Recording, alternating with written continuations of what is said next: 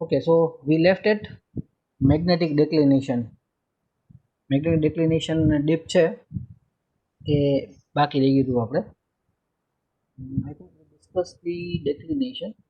The dip was only thing that was left. Okay, so this is it. A magnetic dip બતાવે છે.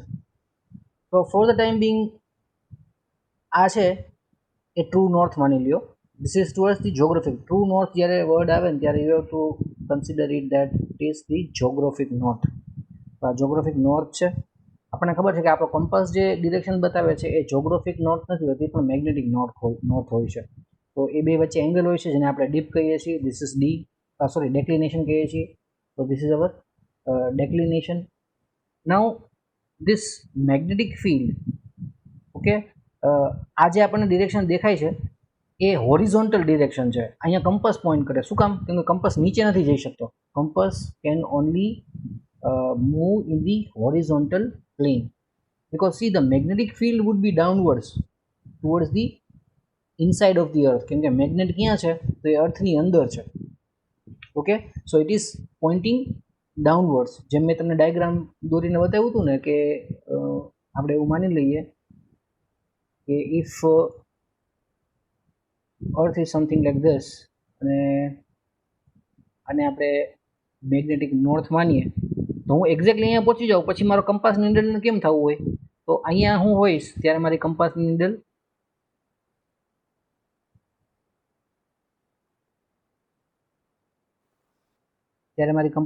છે એ આવી રીતે રહેશે. This is north. Okay, as I move further it becomes like this because it is attracted to this point. અહીંયા પહોંચીશ તો એ આમ થશે. એવી રીતે અહીંયા પહોંચીશ તો શું થશે? The magnetic needle wants to become like this. Okay, એને આમ થવું છે કારણ કે એને જે પોઈન્ટ પ્રત્યે અટ્રેક્શન છે એ હવે આપણી નીચે છે. I have reach the magnetic north pole but this is magnetic north pole, remember. Now this cannot happen because the compass needle can only move in the horizontal plane. It cannot move in the vertical plane. Okay, આમાં કેવું થશે? See, at this point if this is my horizon,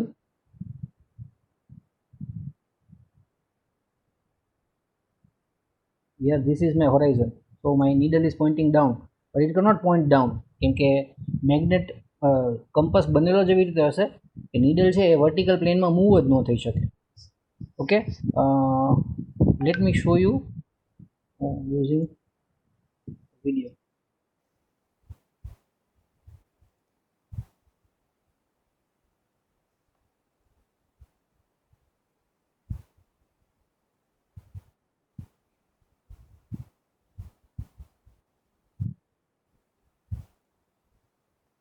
webcam connect કરવાની ના પડે છે.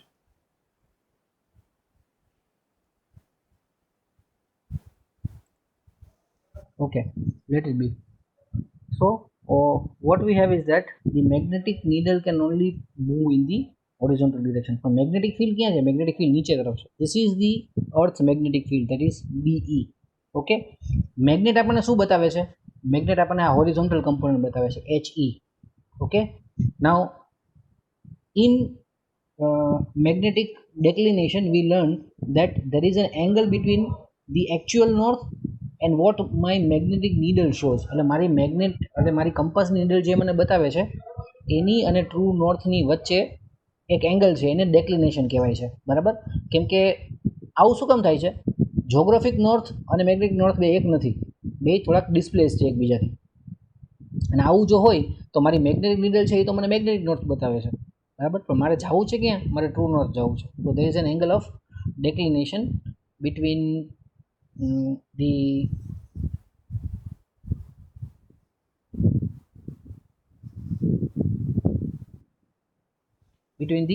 actual north and what my needle shows, and આપણે declination કહીએ છીએ, which is shown here in the form of D.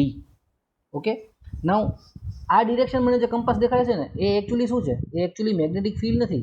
It is not the direction of the magnetic field. It is the horizontal component of the magnetic field because મારું compass છે એની needle છે એ horizontally up down નથી થઈ શકતી, એ vertically up down નથી થઈ શકતી, એ horizontally left to right ફરી શકે છે. સમજે છે હું શું કહું છું? હું કંપાસને હાથમાં પકડી રાખું આખો, તો કંપાસ નીડલ છે એ લેફ્ટ રાઈટ અથવા રાઈટ લેફ્ટ આખું ચક્કર ફરી શકે, પણ અપડાઉન ન થઈ શકે કારણ કે એ પકડાવેલી જ એવી રીતે હોય છે, બરાબર. It cannot go up and down. So the compass actually shows the horizontal component of our magnetic field, whereas our magnetic field, actual earth magnetic field ની ડિરેક્શન છે એ આ BE છે.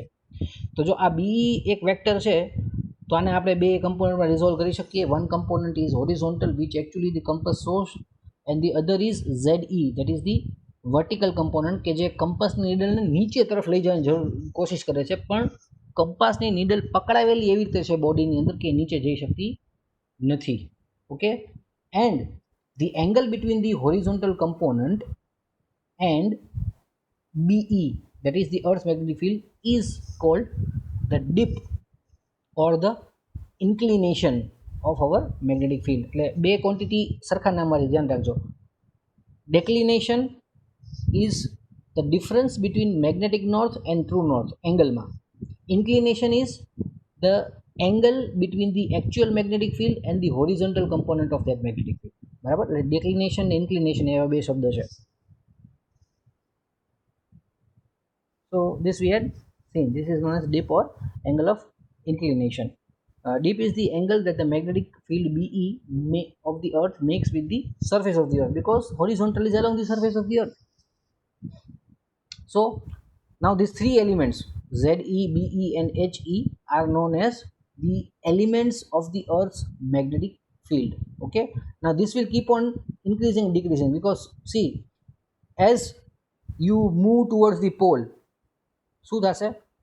આ BE છે એ વધુ ને વધુ એનું મેગ્નિટ્યુડ એટલું જ રહેશે, પણ એ વધુ ને વધુ ZE તરફ આવતું જશે.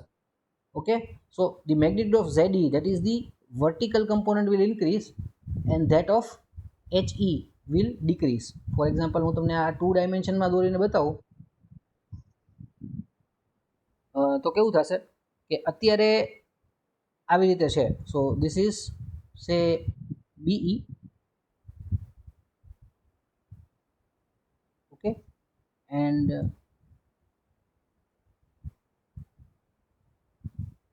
this will be HE, which is the horizontal component, and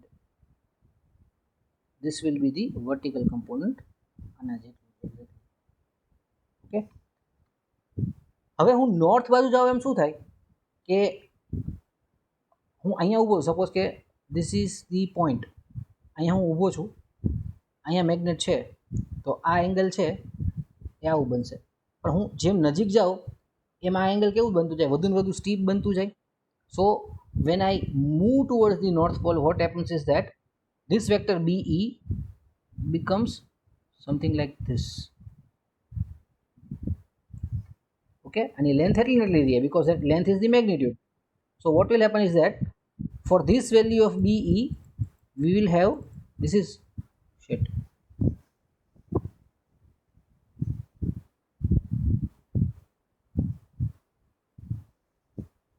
so we will have this new value of ZE. પેલા ZE ની વેલ્યુ આટલી હતી, હવે નવી ZE ની વેલ્યુ આવી આવશે. એની સામે પેલા હોરિઝોન્ટલ કમ્પોનન્ટ HE ની વેલ્યુ આવી હતી, પણ હવે જે નવી વેલ્યુ આવશે,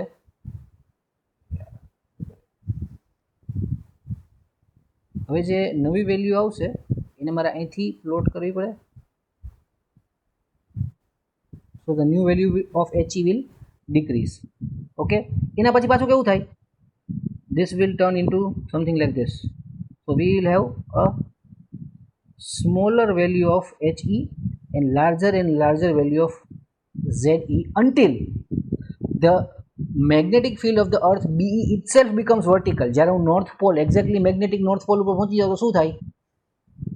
The magnet is just below me, the pole of the magnet is just below me. Okay, એટલે એનું એક જ કમ્પોનન્ટ રહે, એ વર્ટિકલ રહે. BE છે, BE અને ZE એક ડિરેક્શનમાં થઈ જાય, BE અને ZE એક ડિરેક્શનમાં થઈ જાય એટલે HE becomes 0, as simple as that. Okay, so this keeps on changing. So we have આની જ આપણે જો જ્યોમેટ્રી લઈએ તો ZE is BE sin I vertical component and HE is BE cos I, that is the horizontal component, which gives us that tan I is equal to ZE upon HE. Okay, the angle of inclination no tangent લઈએ આપણે તો એ ZE upon HE એટલે vertical component upon horizontal component નું ratio આપે, where ZE is the vertical component of the Earth's magnetic field that we have seen.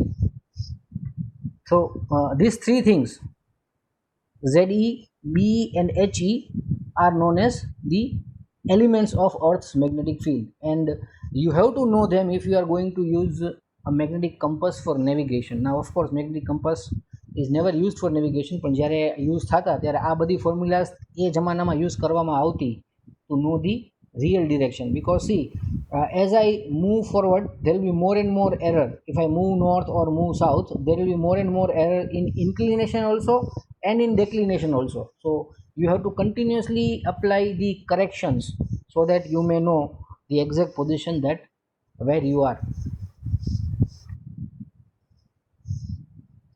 Now here are some important points about our Earth's magnetic field. આટલી ડિસ્કશનમાંથી જે આપણે જોયું, આનાથી આપણે એવું નથી માની લેવાનું કે એક બહુ મોટું બાર મેગ્નેટ અર્થના નોર્થ સાઉથ પોલમાં ગોઠવાયેલું છે. It is not like that. Okay, we understand it, we define the quantities, we predict the behavior of external magnetic needle.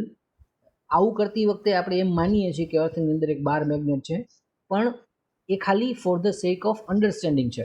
બરાબર, તમારે સાચે એવું માની નથી લેવાનું કે વચ્ચે એક બહુ મોટું જાયન્ટ બાર મેગ્નેટ છે કે જેનો નોર્થ પોલ છે એ નોર્થ પોલ સાથે અને સાઉથ પોલ છે એ સાઉથ પોલ સાથે કોઇન્સાઇડ થશે. It is not the case. It is due to the ions of iron and nickel and the motion of the molten core that Earth has magnetic field. Now this thing is not very well understood as yet. જેમ આપણે કીધું ને કે magnetic મોનોપોલ્સનો question એ હજી છૂટો જ છે. Okay, મેં તમને એમ કીધું હતું ઘણી વખત કે if somebody discovers magnetic monopoles or maybe if someone discovers a technique with which he can produce magnetic monopoles, he will be the next Nobel Prize winner. તો આ એક ઓપન ક્વેશ્ચન છે કે હાઉ પ્રિસાઇસલી હાઉ. જો એક વાયરમાંથી આપણે x ampere જેટલો current produce કરીએ, વાયરની થિકનેસ એક પર્ટિક્યુલર હોય, એનું રેઝિસ્ટન્સ એક પર્ટિક્યુલર હોય, then we are sure that that wire will produce X amount of heat and Y amount of magnetic field. It is always the case. A experiment તમે ગમે ત્યાં કરો સાચો જ પડે. બરાબર, because we know precisely what is happening. Okay, તો આ કેસમાં આપણને પ્રિસાઇસલી ખબર નથી કે એકચ્યુઅલી અર્થનું મેગ્નેટિક ફિલ્ડની પાછળનું એક્ઝેક્ટ રીઝન શું છે. પણ આપણે એક એજ્યુકેટેડ ગેસ કરી શકીએ. C, gas and educated gas is a different thing. બરાબર, સપોઝ કે ટેક ફોર એક્ઝામ્પલ એક મોટું બાઉલ ભરીને સલાડ બનાવ્યું હોય, બરાબર, તો એટલા સલાડમાં કેટલું નમક જોશે એનું હું કે તમે જો ગેસ કરીએ તો એ ખાલી ગેસ હોય, પણ આપણી મમ્મી જો એ ગેસ કરે તો એ એજ્યુકેટેડ ગેસ હોય. બિકોઝ શી નોઝ કે આટલામાં કેટલું જાય એનો અંદાજ એને હોય, અને એ અંદાજે જે કરે એ આપણા અંદાજ કરતાં વધારે એક્યુરેટ જ હોય. So that is what is made by an educated guess. તો એવો એજ્યુકેટેડ ગેસ છે આપણો કે this is due to ions of iron, nickel and other magnetic materials along with the motion of the molten core. Now see, motion of the molten core is dependent upon the rotation of the earth. Okay, અને એ Moulton core છે એટલે અર્થના રોટેશનના કારણે ફરે છે. તમે એક ડોલ પાણીની ભરો અને એની અંદર એકદમ ઝડપથી આમ હાથ ફેરવો અને પછી લઈ લ્યો, તો તમારે લઈ લેવા પછી પણ એ પાણી છે એ ફરતું રહેશે. અથવા આપણે જુદી રીતે કરીએ કે આપણે એક દોરી બાંધી અને એમાં ડોલ સરખી રીતે ટીંગાડી દઈએ, ડોલમાં થોડુંક પાણી ભરી દઈએ, દોરીને આમાં આટી ચડાવીને મૂકી દઈએ એટલે ડોલ ફરવા લાગશે. ડોલ ફરશે એટલે અંદરનું લિક્વિડ એ ફરશે. અચાનક ડોલને તમે ઊભી રાખી દેશો તો અંદરનું લિક્વિડ હજી ફરતું હશે. બરાબર, તો એ લિક્વિડની પ્રોપર્ટી છે. Because it has very low intermolecular friction. એના મોલિક્યુલ્સ વચ્ચે જગ્યા વધારે છે એટલે બધા મોલિક્યુલ્સ વચ્ચે ઇન્ટરનલ ફ્રિક્શન ઓછું થાય છે. તો સેમ વસ્તુ અંદર જે આપણો લિક્વિડ કોર છે, મોલ્ટન કોર, એને પણ લાગુ પડે છે. Earth is spinning, earth is rotating, so this Moulton core is also rotating. હવે આપણું આ જે ગેસ છે એ એજ્યુકેટેડ શું કામ છે? Because we have seen that for other planets.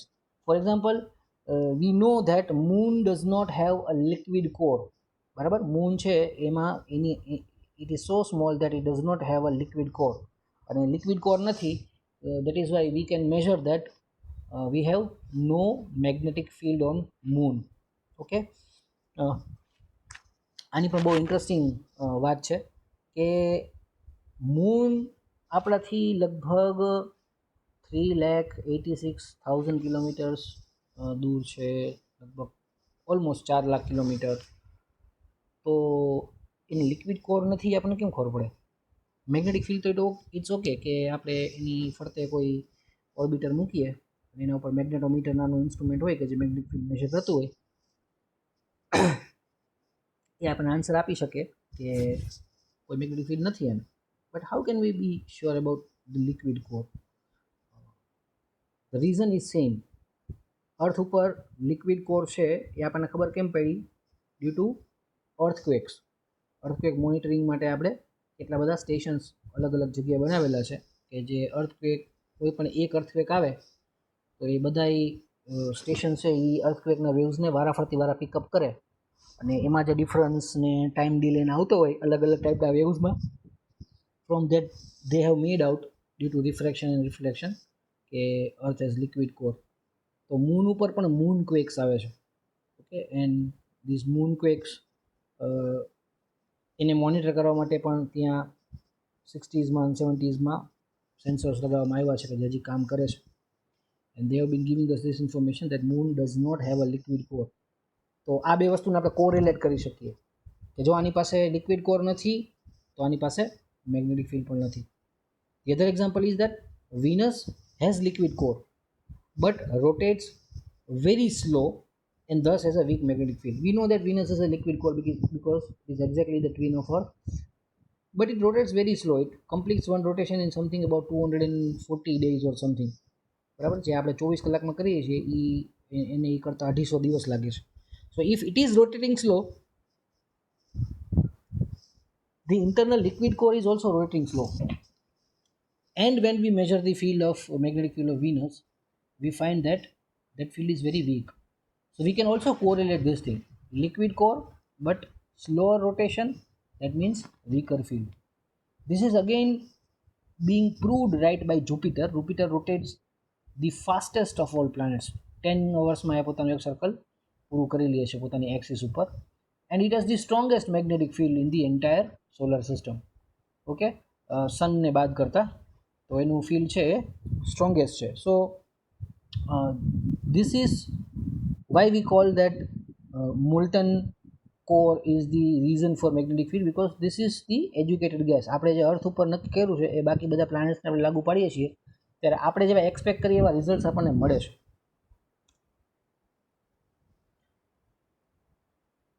Now what happens is that અર્થનું જે મેગ્નેટિક ફિલ્ડ છે એ એક બાર મેગ્નેટ જેવું છે કે magnetic lines of force. Again lines of force is a wrong word, તો મને એ બોલવાની ટેવ પડી ગયું છે. Magnetic field lines come out of one pole and enter the other pole. They make continuous loops. Okay, so it is very similar to the field lines of a bar magnet, but that would be the case if the earth was alone, and it is not alone. Okay, it is accompanied by the sun. તો સનમાંથી ખાસ ટાઈપની charge પાર્ટિકલ્સની winds આવે છે કે જેને solar winds કહેવાય છે. And the solar winds, what they actually do is that they change the shape of the Earth's magnetic field considerably. And now again, these solar winds are very variable. Any strength, any speed, that keeps on varying upon the activity of the sun. So again, the magnetic field of the Earth will also change. So this is the Earth, and this should be the expected magnetic field, something like this.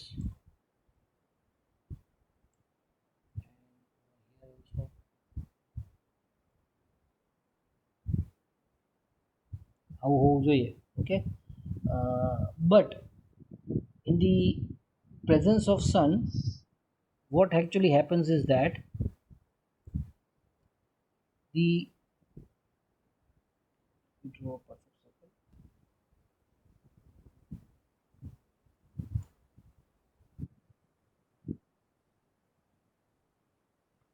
The field lines that are in front side get squeezed like this.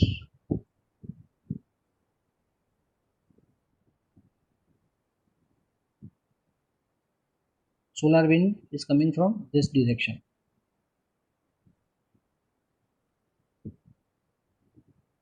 These lines will be જેમ કેમ દબાઈ ગઈ હોય ચેપાઈ ગઈ હોય. And similarly the lines on this side are blown away like this.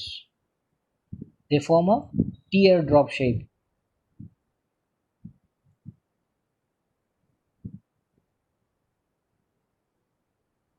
Something like this. This is because of the effect of the solar wind. Okay, so that is what we mean by change the shape of Earth's magnetic field considerably. That is due to the solar winds. Now this is one more important point, that the variation in the Earth's magnetic field with time, there is also the variation in the field with time જેમ pass થાય છે એમ અર્થના magnetic ફિલ્ડમાં ઘણા બધા ફેરફાર થાય છે. બે ટાઈપના ફેરફાર છે. એક શોર્ટ ટર્મ છે વિચ હેપન્સ ઇન સેન્ચુરીઝ. આપણે ગયા વખતના ડાયાગ્રામમાં જોયો કે જે મેગ્નેટિક પોલ હતો એ કેનેડામાંથી શરૂ કરીને 2020માં it has reached very near to the north geographic pole, and in few years it will enter Russia, okay, on exactly the opposite side. So that is the small term change or short term change કે જે centuries લાગે છે. And there is one also very large term change which occurs in millions of years. And one of the very interesting things is that the magnetic field flips એટલે જે જગ્યાએ north pole છે એ જગ્યાએ south pole થઈ જાય, અને જે જગ્યાએ સાઉથ પોલ છે એ નોર્થ પોલ થઈ જાય. It has happened many times in past, okay, and it will still happen again. તો હવે millions and millions of years પહેલાં મેગ્નેટિક ફિલ્ડ ફ્લિપ થયું હોય તો એ આપણને કેમ ખબર પડે? તો અર્થ ઇઝ વેરી એક્ટિવ જોગ્રાફિકલી, બરાબર? એટલે જોગ્રાફી કરતી કરતાં જીઓલોજીકલી કહેવું પડે કે જીઓલોજીકલી અર્થ બહુ જ એક્ટિવ છે, અને વર્ષોથી વોલ્કેનોસ છે એ કન્ટિન્યુઅસલી અર્થ ઉપર ફૂટતા રહે છે. તો આ વોલ્કેનો જે છે એ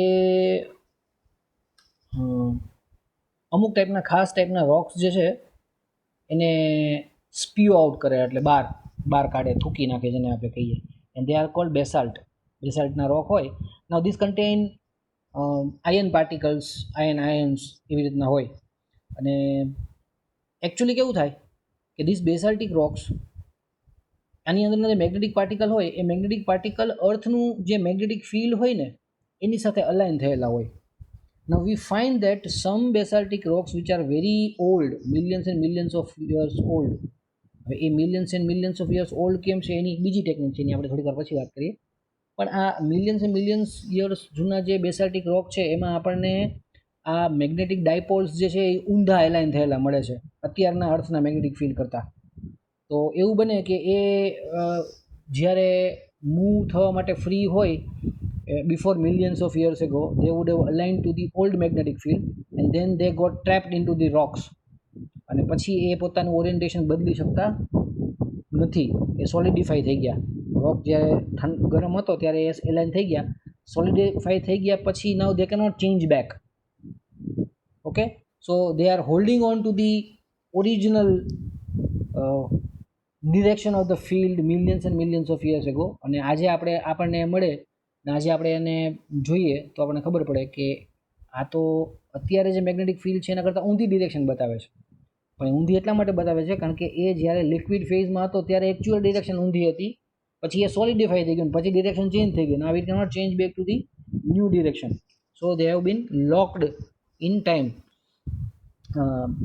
રોક્સ એટલા જૂના છે આપણને એવી રીતે ખબર પડે. That is different process known as radio carbon dating.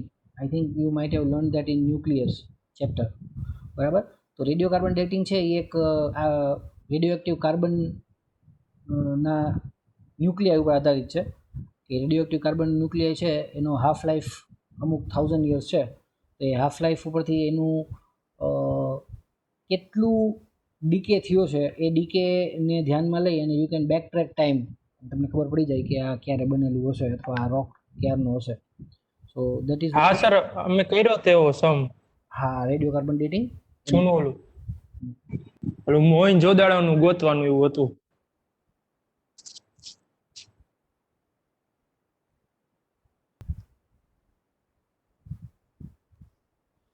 So now we come to a new quantity, that is magnetization and magnetic intensity. આપણે નવી જ વસ્તુ ડિફાઇન કરવાના છીએ આની અંદર. સો a circulating electron in an atom has magnetic moment. એ આપણે આગલા ચેપ્ટરમાં ડિફાઇન કર્યું કે when electron is rotating around the nucleus it is moving, and if a charged particle is moving there is a magnetic field, there is a magnetic moment, because magnetic field is always in the form of a dipole. જો dipole છે તો એનું magnetic moment હોવાનું.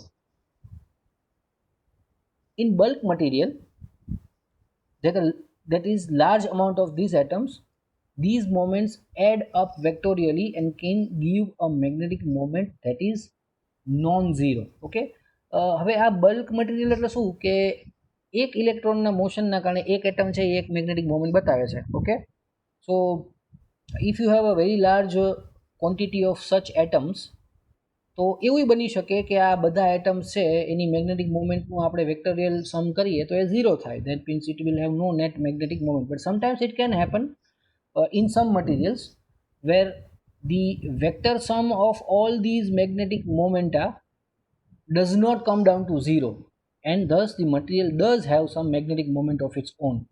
Okay, so this is what we call magnetization.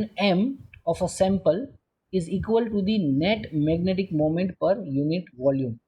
એટલે suppose કે હું એનું volume 1 metre ક્યુબનું volume લઉં, એની અંદર મને જે નેટ મેગ્નેટિક મોમેન્ટ મળે એ મેગ્નેટિક મોમેન્ટ જે છે એને આપણે એ સેમ્પલનું, એ 1 મીટર ક્યુબની જે વસ્તુ લીધી એનું મેગ્નેટાઇઝેશન કહેશું. Okay, so magnetization is some net magnetic field of a sample which is its property. એ પોતે જ મેગ્નેટાઇઝેશન બતાવે છે. Because after all each and every matter is made up of atoms, and atoms have their own magnetic moment. Okay, એટલે દરેક material છે એના atoms પાસે magnetic moment હોવાનું જ. પણ કોઈક જ મટીરિયલમાં એવું થાય કે મેગ્નેટિક મોમેન્ટ વેક્ટરલી એડ કરીએ ને ત્યારે ઝીરો ન થતું હોય, પણ એની વેલ્યુ નોન ઝીરો અને પોઝિટિવ રહેતી હોય, તો એની પાસે મેગ્નેટાઇઝેશન છે. So we define that M is equal to net magnetization magnetic moment divided by V, that is volume. Dimension છે એના L inverse into A, that is ampere, અને એનું યુનિટ છે ampere per metre. L inverse એટલે 1 metre multiply by ampere એટલે ampere per metre. So this is how we define magnetization of any metal. જો એની material, એટલે આના માટે તમારે કાંઈ નથી કરવાનું, કોઈ કરંટ પાસ નથી કરતા, આપણે કાંઈ નથી કરતા, પણ એ મટીરિયલની અંદર જે ઇલેક્ટ્રોન્સ રોટેટ થાય છે એના કારણે એનું મેગ્નેટાઇઝેશન છે. એટલે આપણે જે સાદું લોહ ચુંબક લઈએ ને, જે સાદું મેગ્નેટ લઈએ, permanent magnet, it is something like this. એની પાસે પોતાનું, you are not passing any current through it, but it does also, then also it acts like a magnet because it has some magnetization. કેમ કે એની અંદરના જે atoms છે એ બધા એવી રીતે ગોઠવાયેલા છે કે એની મોમેન્ટ્સને આપણે જ્યારે વેક્ટરલી એડ કરીએ ત્યારે આપણને એક પોઝિટિવ નોન ઝીરો નંબર આપે છે. That is why it acts as a magnet as such. Now let us see that if we have a long solenoid with n terms of unit length, આગલા ચેપ્ટરમાં define કર્યું, and it is carrying a current of I amperes, the magnetic field inside the solenoid will be given by B0 is equal to mu 0 into n into I. So number of turns per unit length multiplied by current into absolute permeability. Okay, so that will give you the magnetic field. But this is when you have free space inside the solenoid. એટલે સોલેનોઇડની અંદર પણ vacuum છે. જો સોલેનોઇડની અંદર વેક્યુમની જગ્યાએ આપણે કોઈ બીજી વસ્તુ રાખીએ તો ઓકે, તો શું થાય? This is something similar to what we did with the capacitor. કેપેસિટરની બે પ્લેટ્સ વચ્ચે આપણે વેક્યુમ રાખતા and the electrostatic field was being set up. The permittivity between the two plates was epsilon 0. But what happened when we put some dielectric in between them? આપણે વચ્ચે કોઈક dielectric નાખતા કે જેની પરમિએબિલિટી એપ્સિલોન હોય અને epsilon 0 ન હોય, okay, then the capacitance of the capacitor increased, okay, કેમ કે ડાયલેક્ટ્રિકની જે પરમિટિવિટી છે એ હંમેશા પોઝિટિવ નંબર હોય which is greater than 0. So you will always have capacitance which is greater than the capacitance that you obtain with vacuum. તો આનું સિમિલર જ હમણાં અહીંયા કંઈક બનવાનું છે. If the inside of the solenoid is filled with material of non-zero magnetization, આપણે ઉપર જોયું ને કે મેગ્નેટિક મોમેન્ટ ઘણા મટીરિયલ પાસે નોન ઝીરો હોવાની, આપણે એના બધા એટમ્સની મેગ્નેટિક મોમેન્ટને વેક્ટરલી એડ કરીએ ને, then we can sometime have non-zero magnetic moment. અને એ બધાનું જ્યારે આપણે સમ કરીએ તો એ આપણે નોન ઝીરો મળે. એવા કોઈક મટીરિયલથી આપણે સોલેનોઇડની અંદરને ભરી દઈએ તો what will happen? You will find that the field will B greater. શું કામ? કારણ કે હવે ફિલ્ડના બે કોન્ટ્રીબ્યુટર છે. એક બહાર જે કરંટ પાસ થાય છે એ, અને બીજો જે વચ્ચે રાખેલું મટીરિયલ છે એનું પોતાનું મેગ્નેટાઇઝેશન છે એ. So now you have two contributors to the magnetic field that is inside the solenoid.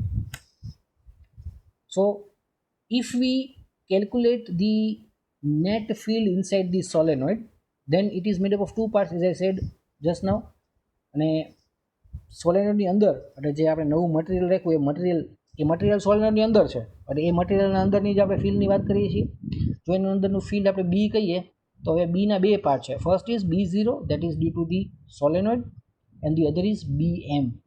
તો BM જે ફિલ્ડ છે it is contributed by the material which is used as a core.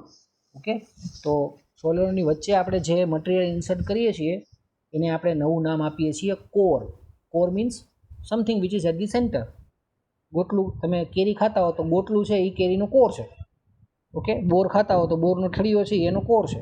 Similarly this is the core, અને એ કોરમાં જે material છે એનું પોતાનું મેગ્નેટાઇઝેશન BM છે, મેગ્નેટિક ફિલ્ડ BM છે, અને B0 છે that is being generated due to the turns that have been wound of the solenoid.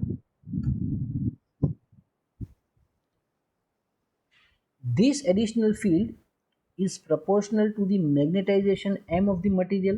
We know that કેમ કે એની નેટ મોમેન્ટ છે એ તો શું હશે? ઇટ વિલ બી એનું મેગ્નેટાઇઝેશન શું હશે? It will be net magnetic moment upon volume. અને એના માટે આપણે આવું લખી શકીએ, it is BM is equal to μ0 into M. Okay, because M was the amount of magnetization that multiplied by permeability will give you BM, that is the magnetic field due to core, the core itself, not the turns of the solenoid. Okay, so એ તો B0 છે, તો B0 છે. Thus if we define a new quantity which is magnetic intensity કે જે આપણે vector H થી બતાવશું. Remember this B અને H હવે જિંદગીમાં કાયમ આવશે, બરાબર? B is magnetic field, H is magnetic intensity. So thus the vector field magnetic intensity which is denoted by vector H is defined as H is equal to B upon μ0 minus M. Okay, so we have defined this new quantity. Hello. Sir એટલે બી તો ખબર પડી ગઈ magnetism, પણ આ magnetism intensity નો શું મતલબ થાય સર? મેગ્નેટિક ઇન્ટેન્સિટીનો મતલબ થાય કે at a given point what is the strength of the magnetic field. Okay, કોઈ પણ એક જગ્યાએ મેગ્નેટિક ફિલ્ડની સ્ટ્રેન્થ કેટલી છે, લાઇટ ઇન્ટેન્સિટી આપણે કહીએ ને કે તો લાઇટ કેટલી આમ વધારે યસ એક્ઝેક્ટલી સ્પ્રેડ થાય છે. હા, બરોબર. Here H has same dimensions which is as M, which is L inverse into A, અને એનો યુનિટ પણ એમ્પિયર પર મીટર છે. Thus the total magnetic field B can now be written as B is equal to μ0 multiplied by H plus M, જ્યાં H છે એ magnetic field intensity છે અને M જે છે એ મેગ્નેટાઇઝેશન છે તમારા કોરનું. ઓકે,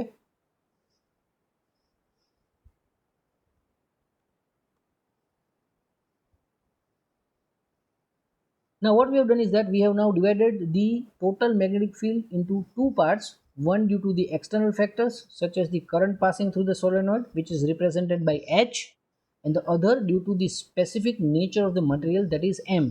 Okay, તો H હતું એ શું હતું? That is due to the turns we have wound, જે આપણે સોલેનોઇડ બનાવ્યું એ અને એમાંથી જે કરંટ પાસ થાય છે તો એના કારણે જો ફેક્ટર છે H છે અને બીજો છે એ M છે.